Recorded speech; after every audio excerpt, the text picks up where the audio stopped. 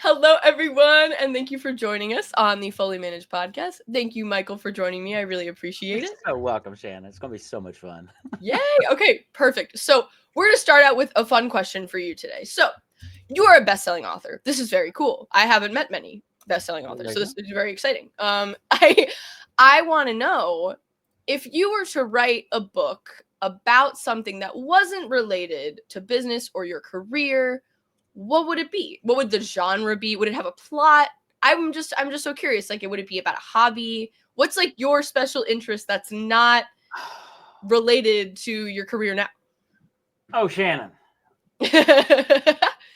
Because I've already written it, okay? Most people would go into like genres and murder mysteries, which I love listening to great murder mysteries and things like that. But my passion is always around marriage and family. Okay, so I spent a decade in marriage and family ministry and things, and I had an experience about 3 years ago. A friend of mine, female friend of mine, called me at like 3 a.m. and I missed the call. Got it at 7:30 a.m. that next day, and I called her back. I said, "Millie's everything okay?" And she's like, "Well, Michael, Dave died last night. Her husband had a heart attack." And I went, whoa. So I cleared my calendar. I went and ministered to her and took care of the funeral and everything, and then helped her walk through planning her life, right? Because she was a stay-at-home homeschooling mom for 20 years. She looked at me, she says, "Michael, I don't want to go back to work." And scary. it is. And so I walked through that. They had not done a ton of planning. And he took care of all the finances. And so out of that experience, I wrote a book. It's called Walking with Your Widow. Caring for your wife before and after you die. It's a book for men to say, come on, guys, step up. And it challenges men to build out a binder or an online form to tell your wife where everything is, all your passwords, all of the finances, everything. And more importantly, to have a point person that she can call when you die, and he takes care of everything so that you can grieve and not have to worry about purchasing a casket or where is he going to get back. None of that, because you've been proactive. So that's the book I would write if I didn't write it about business, but I've already written it. I'm sorry that I didn't know, and I'm actually I think that it's amazing also, because I do think that is something that people don't factor in. Like, people don't expect a death ever. I mean, like, even I think only people plan for it when it's something that they expect, because it has like a timeline, so to speak. But a lot of people have no idea. That's something that are not prepared for it. Yeah, we think we're immortal. And in one sense we are, because we will live forever, but we have to plan for today and tomorrow. And I think the most loving thing we can do is care for those who are going to be left behind. Yeah. My day is coming. So my dad was killed in a motorcycle accident on June 29th, 1987. Oh my gosh. Taken away. And fortunately, he had done a lot of pre-planning, so my mom was okay. But we don't do these things, and so that's one of my passions, is to give my book out and say, you need to make sure there is somebody who's going to be walking with your widow.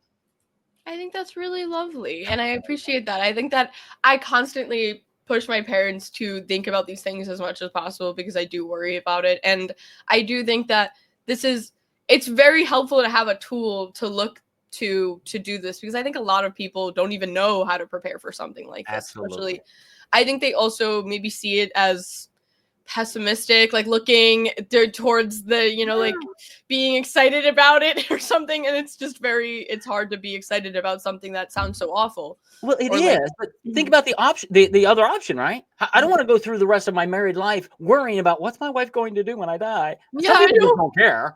And men do die on an earlier scale than women do. So we really do. And so anyway, that's the book I would write, because it's impactful for next generations, and it causes men to step up and to lead and to take initiative, which is what we need to do. And trust me, guys, your wife will love you for it. What book would you write if it wasn't that book? If it wasn't that book? That's a great question. I'm thinking more and more around some kind of a mystery of something. I love Agatha Christie mysteries and Hercule Poirot and all those guys. And it's something like that. I've written a couple small fiction, narrative, kind of more like not fiction, but 1 Minute Manager style. There's a name for that. I don't know what it is. Where it's a story. And I'm a wordsmith. So I think it'd be some kind of a story-based something, whether it's a mystery or whether it's just a fable about maybe parenting or marriage or death and dying. I don't know. But talking about from a fable perspective, because that really gets my mind and my wording. When you got 2 or 3 characters that have to interact with each other, how does that actually work out and not be stilted? So I think something like that would be really fun.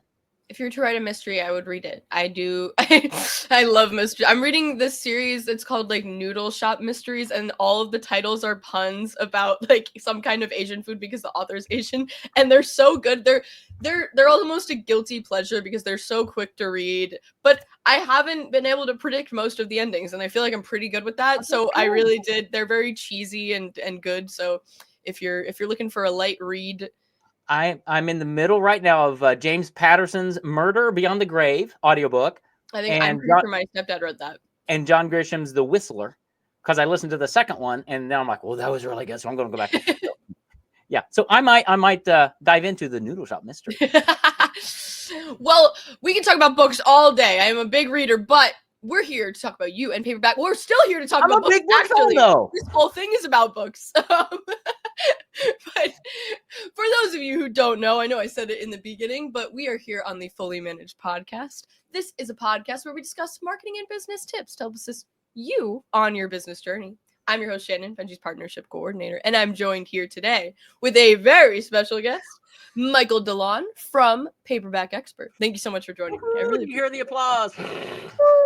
Deafening. So thank you again for joining me today. I really appreciate it. I want you to tell me about you. So I want you to start by telling me how you got to this point in your career. I know that sometimes it's long. That's okay. If you think that there's a bunch of relevant things to bring up, tell me. Go long. It's okay. All right. And then tell me what you're doing now, what you're excited about for the future, all of the whole timeline of, so to speak. Awesome. All right. I'll do it. It normally takes 3 to 4 minutes, so hang on. Here we go. Ready? Ooh, cool. All right. First of all, you got a time?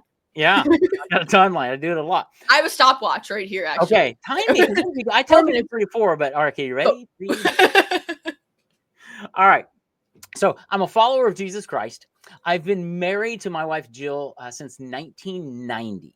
And the first 5 years of our marriage, Shannon, were like this. Okay, my wife and I are complete opposites. And even though that she and I both grew up going to church, nobody ever taught us how to be married. And so we entered marriage unbeknownst to anything, right? So her background is kind of just anger and frustration and stuff, and she's logical and analytical. Mine is just like whatever, and I'm not logical. And so I lost all the arguments because she always had 7 reasons why her way's right. So in 1995, we had our first child, Caleb, and we picked up a brochure to go to a Family Life Weekend to Remember marriage conference. And Family Life's part of Campus Crusade for Christ. And we we need help. Okay, we'll go. So we went to this conference at like 1,000 people in this hotel ballroom for a weekend. And Shannon, they unpacked for us over that weekend God's blueprints for marriage. I didn't know he had blueprints. So we grabbed his blueprints, came home with a bunch of resources. During the 90s, I was working in Christian radio, doing sales and marketing. Okay. And so as we applied God's blueprints to our marriage in the 90s, our marriage got better. And I was selling Christian radio, realized after 2 years, nobody wants to buy Christian radio. What they want is they want to sell their products and services. So I had a decision I had to make is I'm going to become either really good at selling or really good at marketing. So I chose marketing. And so I bought all the books. I went to the seminars. I followed the gurus and learned how to do marketing for small business owners. And so during the 90s, my business grew as my client's business grew. We had another son, Jeremy, during the 90s. And then at the end of 1990s, and in the year 2000, God led us out of the Christian radio station. Our marriage was much better. And into a startup.com. Now, there's a company you're probably familiar with that started way before you were alive, and it's called Amazon. And there was a day when Amazon did not exist. But I was there when Amazon got started, and some friends of mine started a .com to change the world and everything. And so I went to work for them to localize this internet thing. And they were way ahead of their time. Shannon, that means that company after 2 years went bankrupt. And so, so I was standing in my, you've heard of the dot-com bubble? We got popped. And it was terrible. So anyway, I'm standing in my living room of my house, looking up at the ceiling going, all right, God, what am I supposed to do now? And he spoke to my heart. He's like, Michael, I want you in a ministry to marriages, and I want you at Family Life. That ministry we went to that changed our marriage. And I said, why wouldn't I think of that? That's amazing. So we went down and interviewed, and they said, yeah, we want you to work with us. Oh, by the way, we don't pay you. You're a missionary. You have to go raise your own financial support. And I said, well, okay, I've been in sales all my life. So yeah, that's basically the same thing, I suppose, as the yeah, no big deal. So it took me 2 years to raise all the support we needed for our family. So after 2 years, we moved from Anderson, Indiana, down to Little Rock, Arkansas, which is the world headquarters of Family Life. I thought I'd hit nirvana. Why would I ever do anything else, Shannon, but help build marriages and families according to God's blueprints? Woohoo! So I climbed the corporate ladder. We did foster care for 8 years. My wife and I have adopted 2 daughters out of the foster care system in Little Rock. They're now 16 and 14. Are you sick of sons? Is that why? What's that? You were like, we need some daughters. We're sick of sons. Well, yeah. I know how to raise boys. Girls, I don't have a clue. And y'all got drama. Oh, my goodness. Hey, they're more likely to take care of you in your old age. Well, there you go. Daughters are more likely statistically to take care of you. Okay, I'm going to keep that on recording. Here you go, girls. So I'm at Family Life, loving life. I'm climbing the corporate ladder. 6 years later, I'm on the leadership team of this international ministry to families. And everything's going great until they start going through corporate reorganizations. Oh. Okay? Yeah. So the third reorganization happens, right? And the new chart gets rolled out, and my name is no longer on the leadership team. No. Yeah, that's what I thought too. And so they start shuffling me around the ministry to do different things. Mm-hmm. And that began a 2-year, I call it a prison term, because I was stuck in a job I hated at a ministry I loved. And so after 2 years, I went to my wife and talked to God. I said, I got to get out of this place. It's killing me. And God spoke to my heart again. He's like, what do you want to do? And I said, I want to go help small business owners with marketing, because that's my background. That's what I love to do. And they hate it. I mean, they struggle with marketing all the time. And God said, go. And so on January 1st of 2013, I escaped from prison. I left the ministry. I started a marketing consulting firm in Little Rock. I had one client. I helped him break through some barriers. He'd refer me to you, Shannon. Let's say you're a business owner, right? And I'd come out and I'd talk to you and we'd have a great conversation. And you'd say, Michael, this all sounds really good. Tell me, who else have you helped recently? What have you been doing? I said, well, Shannon, I've been helping build marriages and families at Family Life. And you say, Michael, that's honorable. Way to go. Oh, look at the time. I do have another meeting coming up, Michael. Can we reschedule and keep this conversation going? Because you don't have the experience. People have a lack of trust, of course. 100%. Nobody thought I was credible as a marketing guy. They saw me as a ministry guy. Mm-hmm. And I was having a hard time getting clients. And I knew I had to fix that. And so I went back to my church one day. I was on the second floor hallway, just pacing back and forth, crying out to God, going, God, how do I help Shannon? Because I know I can't. And he gave me the idea. He said, Michael, take all of your ideas and put them in a book. Mm-hmm. I said, okay. So I sat down and I wrote my first book. It's called On Marketing. And I figured out how to do the whole thing myself. Never published a book before. I got it down. Then I would call you, set an appointment, Shannon. I'd mail a copy of my book to you. And a week later, I'd walk into your office for our meeting, and there it was. My book was on your desk, dog-eared, highlighted, underlined. You'd read my book. And in that meeting, Shannon, you say, now, Michael, in your book, you said, how do you help me do that? And you hired me. And I started gaining clients. And now, Shannon, the only thing that changed between the first meeting I had with you and the second was the fact that you got a copy of my book and instantly saw me as an expert.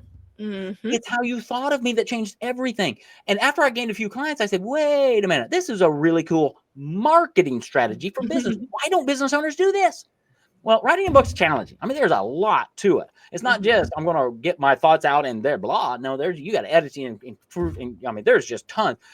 So I went back to church one day and I sat down in the Sunday school room and I listed every single step it took me to create my book. Mm-hmm. And I built a system that eliminates all of the barriers and created what today is Paperback Expert. We're a professional book publisher for busy entrepreneurs We can help you create a book without writing a word, get it done in 24 hours of your time, in 6 months of our time, make you an Amazon best-selling author, and then the magic happens. Then I actually teach you what to do with your book to make money, and I guarantee you'll double your investment, or I give you all your money back. That's what I do, Shannon. That is wonderful. I think that is a really smart idea too, because I think that if you publish a book, people are definitely immediately seeing you as more credible, because how do you fit all this information in a book if you don't know something, you know? Like, they don't even have to read the book to maybe feel like you're more credible just from knowing you have the book. They do. Yeah. We follow thought leaders all the time and influencers, right? And really, that's what you're doing with a book. It just happens to stay around a whole lot longer than a TikTok video. It's sacrilegious, Shannon, to throw a book away in our culture. I know. People don't throw away books. They just trade them. They just trade them, or they put them on their bookshelf. Yeah. And it's a resource, right? So if I gave you a book on how to be married, right? Or how to buy your first house without debt, or how to save for retirement. If these are interesting to you, you're going to get it. You're going to read it. You're going to put it on your bookshelf. You're going to go back and read it. You know, I've got books like I picked up 7 Habits of Highly Effective People by Stephen Covey. It's a classic, way before your time. I bought it. My first note is in October of 1992, before you were born. And I've read that book probably 100 times. It's a resource for me. I go back. Okay, it's got duct tape in it because it's all falling apart. But it's a resource, and it's not because the message has changed. It's that I have changed over those times, right? And that's what a book does for you. Yeah, I do think there's such power in books. I will say I'm not a big book rereader. Maybe that's sacrilegious. I read a book and I put it down, but I'm also a plot-based book person. So I guess I'm not using book as a helpful tool most of the time. So that would explain it. I feel like I'd go back to a book that would give me tips in life. 100%. And to refamiliarize myself with it. Because I read a book and I completely forget it. So can we end this interview now? But so can you talk more about this process? Like what were the steps that you saw when you were doing it? What did you change to make it easier? Yeah. Well, the first thing is I tell clients now, and I would never write a book. And what I mean by that is sitting down with a computer and typing it out is the wrong way to do it. That's how I started my book. And what happens is I wrote a sentence or 2 or 3 and I'm like, yeah, that doesn't sound right. Backspace, backspace, backspace, right? And I would self-edit. Never write a book. What you want to do is you want to speak to write your book. And with all the dictation that's out there today with Word and Google Docs and ChatGPT and all that, you can easily speak your content because you're a thought leader. You know so much about your business. Get your thoughts out of your head onto print. So speak to write. That's the name of our process. Okay, so I've got a staff of professional writers. And what we do is once we have the title and theme of your book, you meet with one of my writers about an hour a week, and they are going to extract out of your brain all of your genius. They're going to create the outline of your book with and for you. And then once the outline's created, we just have interviews with you. We talk with you. We ask you questions. You speak. We record it. And then we take your words and we massage them into your book so that people hear you when they read your book. How do you know how many people to take on when you do this process? How do you not get overloaded? Because I assume that writing many books at a time is something that is kind of a difficult feat. Yeah, actually, it's not, because we've got 10 writers on staff right now, and we have a bench of 3 or 4 others that we can tap into. And so each of my writers can write between 3 and 5 books at a time. And so we are a very scalable organization. And when somebody comes to me, they work with me at the beginning to create the title and the theme. I've got a whole process. I do 90% of the work. And because that's in my sweet spot, it's like the backstroke. I love doing it. I get excited. That's how my writers are. And so the scalability of our business is built in because we can do it. It's no big deal. How do you make people believe that you can do it? Because I think a lot of people are probably not believing, like, hey, I can spend this little time on this and somehow I can have a well-written book. Yeah. Well, we send them to our website or on our social media to look at all of the testimonials we have over years. We connect them with our clients. We give them samples of our books, and I back it up with a 2-year guarantee. I mean, what else do you need? Right? Yeah. At the end of the day, if you don't believe it, then you're never going to have a book, and you're probably not my client. Honestly. but it is totally done. It's 100% human. We don't use AI in creating books because it's just not ready yet. But we want your voice to come through and your story and your DNA, because here's the marketing philosophy I run by. People buy who you are more than what you do. Your book is about you, your process, how you serve people, and getting people to connect at the heart level with who you are first. And when they believe that and trust that, game over. Everything else comes to play. Yeah, I definitely agree. People do, like, emotion, I think, drives people more than facts. And I think that just 100, knowing, yeah. 100%. Yeah. People are, you can be a very provable professional. You have a repertoire of whatever you do, but if someone doesn't like you or doesn't think you're a good person, probably not going to want to work with you. I'm not going to work with you. And it's not a matter of information, because with Google and ChatGPT, I can get all the information I want on anything. What I'm looking for is somebody, an expert, whom I can trust and build a relationship with. That's what I look for.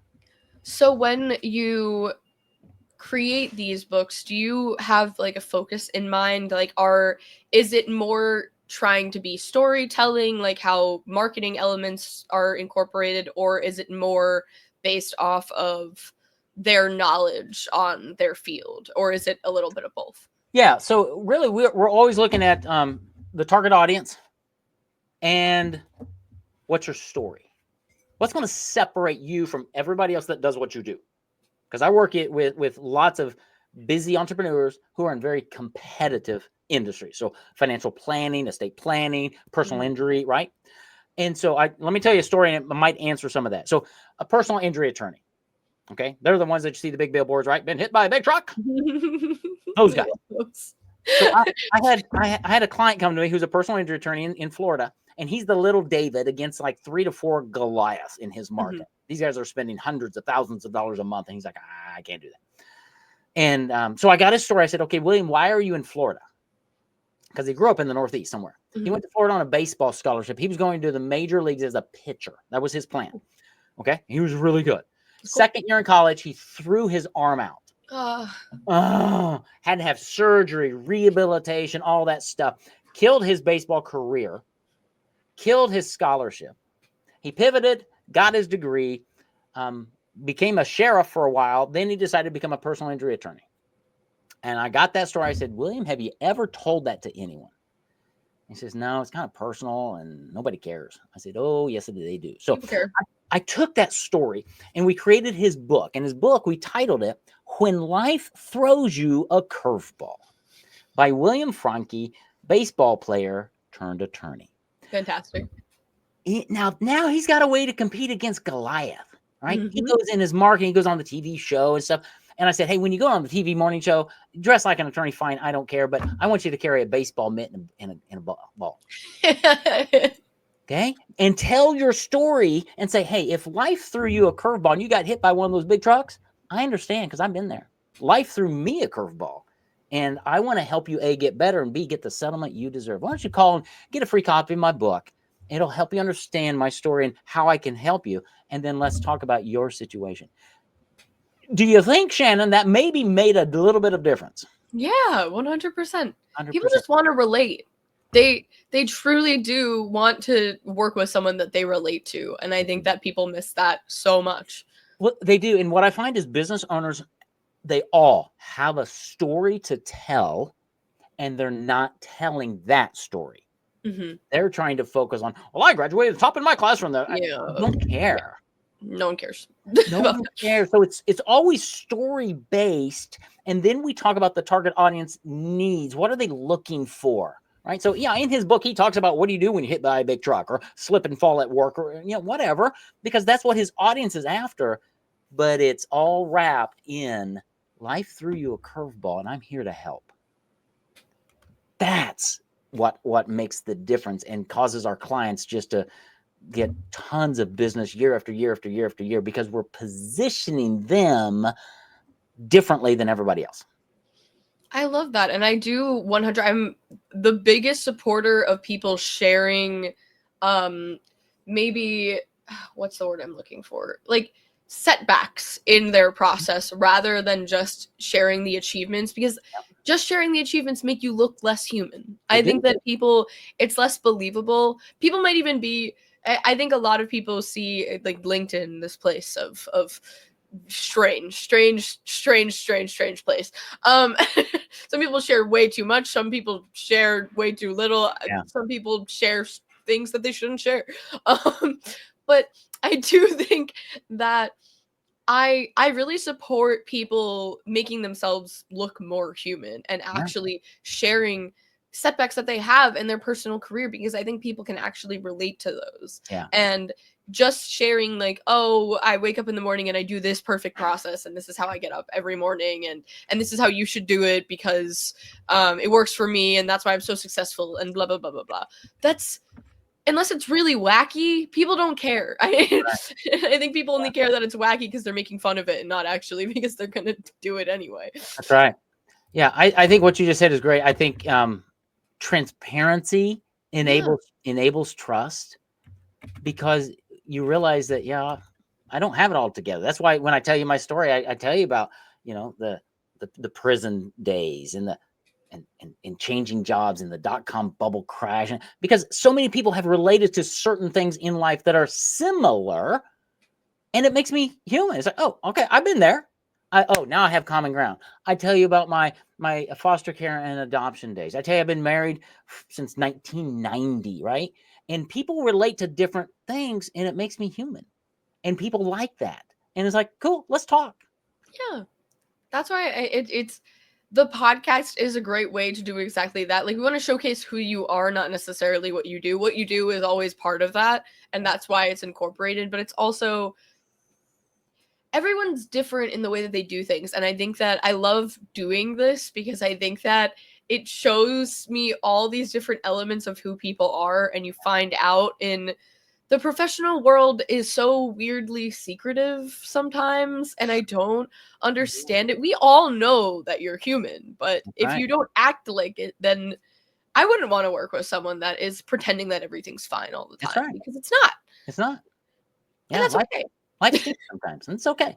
Yeah, right. We show up and we talk, but at the end of the day, we're here and we're gonna get through it, and we're gonna, in our plan, we're gonna create an amazing book for you, and it's gonna be terrific, and you're gonna make lots of money with it by serving lots of people. But during the process, such is life. We're just gonna show up. So with obviously, I wouldn't say the rise of digital media, I feel like it's been rising and it will never stop rising. But do you have any visions toward the future of like what Paperback Experts could be? Like, do you want to incorporate more a digital element to it? I know it's called Paperback Experts, so I mean, like, that might take away from the vision or the name of the right.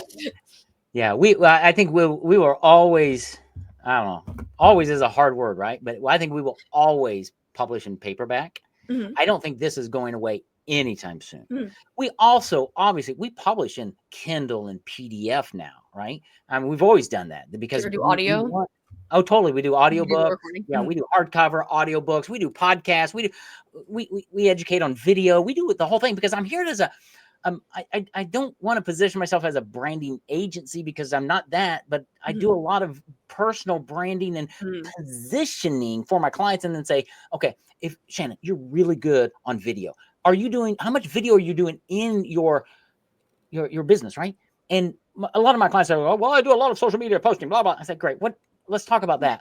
Okay. I do a lot of video through email. Most of 95% of my emails are video, not text. When somebody books an appointment with me, they always have we call it a preconditioning sequence that has 3 videos in it of me talking and explaining. And I do that because I'm trying to build trust before we meet. I want to, number one. Number two, I want to educate you, right? I talk to you about my process. I give you my background. I give you my pricing before we ever talk. And the beautiful thing is, Shannon, when I do that, I get I get a number of people who cancel that appointment because they're shocked. They have no idea what an investment in a professional book is.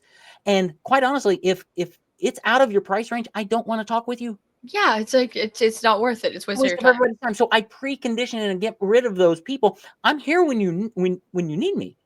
But if you think a professional book is going to cost $5,000, go home. I'm not your guy, and that's okay. But that's why I do that. But it's all video based, so that when the right fit client comes on, I don't have first calls. I have a second or a third call because they've already gotten to know me. I've answered most of their questions. Now it's okay. Are you the same guy that I just saw in all those videos? Oh, I happen to be that. You know what that does? That builds trust. Yeah. Transparency. That's what we do with our clients. The book is the cornerstone of all of your marketing. And so when William goes on TV or in LinkedIn or on podcast, and he talks about when life throws you a curveball, and he rattles that off time after time after time, right? He becomes the guy. And that's what we want, because when you're the guy or the gal, everything changes. You're in a category of one. You don't have to do so much marketing because people are coming to you, right? It's flipping the whole marketing equation that everybody's running after upside down, going all the way back to Jay Abraham and Dan Kennedy, where I cut my teeth, of having attraction-based, trust-based marketing. When I can have a conversation with somebody and go, I don't need your sale today. I want to talk and say, am I in a position to help solve some of your needs? Or do I know somebody who can solve some of your needs? That's what I'm here to do. And you'd be amazed at how many times people go, yeah, but can I work with you too? Well, sure, if that makes sense. But it's a backwards approach to today's marketing. Yeah, because they have a foundation to stand on, kind of thing. Whereas, like, if you just have a business, you don't necessarily have credibility. Even if you've done good things with your business, I think a lot of people can see that any business has had clients, has had success stories, and that doesn't set you apart from other people. It really doesn't. And you know, I've got a client demoing avatar video stuff, where she's taken her book into some kind of automated AI system, and it creates an avatar that looks like her and speaks like her and all of that stuff. And I mean, it's going to get a whole lot better in the future. I watched one from a different client the other day, and I just went, oh, that is not good. The quality wasn't there. And it actually decreases your credibility. So my caution is, don't just go, oh, AI's here, let's do it. It's not ready yet. Test it. It will be ready in 6 months or a year or 2 years. Yeah, of course. But people want people. Yes. And you know what people do that AI doesn't do? We make mistakes. We say and we stutter sometimes when we talk, because we're human. Yeah. And I think AI is going to take all of that out of the picture, and we're just going to communicate like robots, and it's going to be wonderful. And do you know how many videos I can do in 3 minutes because AI does all of it? And I just really don't care.